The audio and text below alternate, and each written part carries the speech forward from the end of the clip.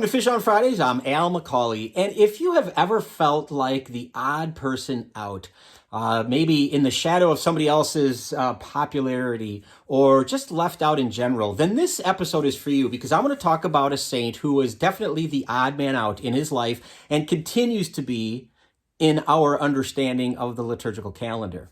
And let me just introduce it by saying this. If I was to ask you whose feast day does the church remember on March 17th, most of you are going to know it's, of course, St. Patrick.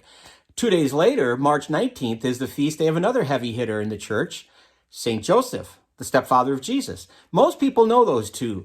What people might not know is whose feast day is sandwiched in between, March 18th. And this is one of the reasons this saint is the odd man out. He's often forgotten between those two powerhouses of Patrick and Joseph.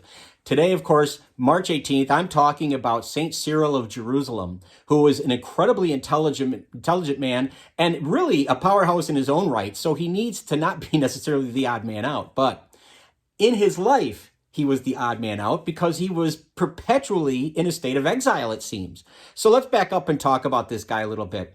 Again, we're talking about a guy who lived in the 4th century. 313 to 386 are his years. He is going to be celebrated, like I said, every year on March 18th. He was the Bishop of Jerusalem, and at a time when in the early church, when we were really just trying to define what we believe. So we have to understand that for 250 plus years, there's persecution of Christians by the Roman Empire. And so there's not a whole lot of time to debate or discuss what we believe. It's just a faith in Christ. Now that we're out from under that threat of death and imprisonment and torture, the church has a chance to not just build churches, but to get together and discuss, what do we believe about this Jesus? Who is this guy? Is he human? Is he divine? Is he neither? Is he both? And so there are, as you imagine, there are a lot of heresies or false teachings floating around. One in particular is called Arianism, and it has to do with denying Jesus' divinity. And so Cyril is going to speak out quite eloquently against these heretics. And because of that, they have people who are in positions of power. They're going to force him out of his role as bishop. Not necessarily the role as bishop, but certainly where he lives. Threat of violence against him, possibly even death.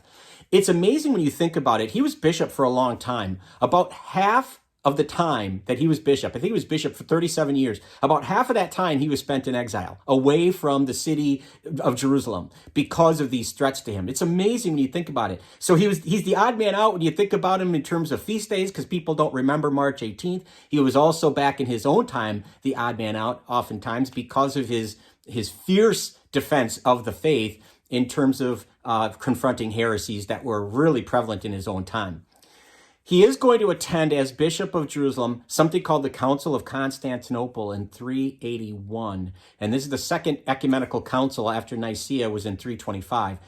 So it's a very important council because they have to confront head on a lot of these heresies.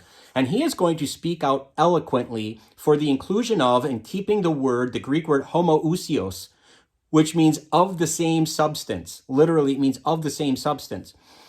Meaning that Jesus is homoousios to the Father. He is of the same substance of the Father. He is divine. Remember, Arianism says Jesus isn't divine. So he really wants to make sure this word is included in our creed so that we understand that Jesus is God from God, that he is divine as well as human.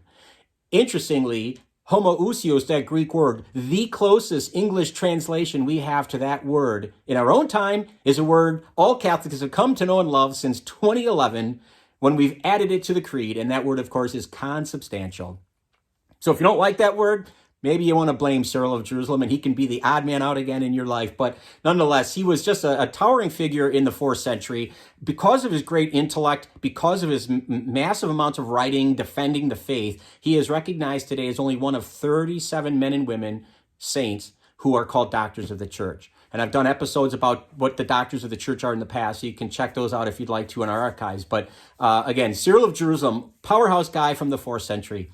I hope this has been helpful. I would say you could share this as anybody you know named Cyril, but that's not really a popular name these days. But you can share it nonetheless, this content.